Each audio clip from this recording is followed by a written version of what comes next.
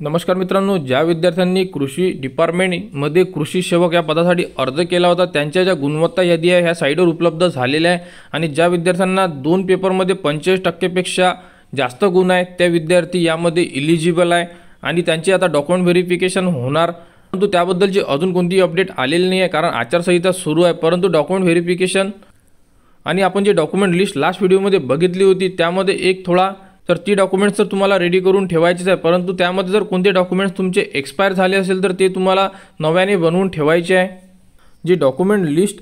आपल्याला दिली होती त्यामध्ये सांगितलं होतं की अर्ज सादर करण्याच्या अंतिम दिनांकास वैध असणारे नॉन क्रिमिलियर प्रमाणपत्र हे तुम्हाला द्यायची गरज भासणार आहे। तर आपल्याकडे जे आपण फॉर्म भरताना जे नॉन क्रिमिलियर दिलेलं आहे ते तर यासाठी लागू असणारच आहे, परंतु जर काही विद्यार्थ्यांच्या नॉन क्रिमिलियरची डेट जी आहे ती 31 मार्च 2024ला एक्सपायर झालेली आहे तर त्या विद्यार्थ्यांना नवीन नॉन क्रिमिलियर काढून ठेवायचे आहे जेणेकरून त्यांचे डॉक्युमेंट व्हेरिफिकेशनच्या वेळेस त्यांना अडचण जाणार नाही।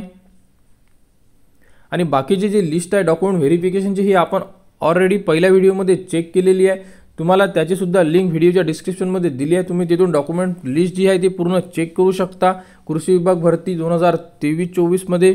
आणि जे नॉन क्रिमिलियर आहेत ज्यांचे एक्सपायर झालेले आहे त्यांनी नवीन नॉन क्रिमिलियर 24 मध्ये एक्सपायर झालेले आहे 31 तारखेला त्यांनी नवीन नॉन क्रिमिलियर काढून घ्या जेणेकरून त्यांना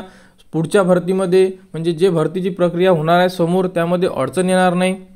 बघा, तर अशा प्रकारे तुमचं नॉन क्रिमिलियर असेल यामध्ये जे शेवटची लाईन आहे यामध्ये तुम्हाला एक्सपायरी डेट दिलेली असते, जसं की या विद्यार्थिनीचे जे नॉन क्रिमिलियर हे एक्सपायर झालेलं आहे 31 मार्च 2024 हे नॉन क्रिमिलियर व्हॅलिड आहे कारण आपण हे फॉर्म भरत्या वेळेस दिलेला आहे, परंतु काही अडचण येऊ नये त्यामध्ये तुम्ही हे सुद्धा नॉन क्रिमिलियर सोबत ठेवा आणि नवीन नॉन क्रिमिलियर सुद्धा काढून घ्या जर तुमचे एक्सपायर झाले असेल तर। जर तुमची इथे एक्सपायरी डेट जर पुढचं म्हणजे 2025-26 असेल तर तुम्हाला काढायची गरज नाही आहे, म्हणजे तुमचे ऑलरेडी डॉक्युमेंट्स ओके आहे। फक्त ज्यांचे नॉन क्रिमिलियर इथे एक्सपायर झालेले आहेत तेच विद्यार्थी नॉन क्रिमिलियर काढू शकतात जेणेकरून त्यांना प्रोसेसमध्ये त्यांना अडचण जाणार नाही व कोणत्याही प्रकारचा त्रास होणार नाही, त्यासाठी हे अपडेट आहे।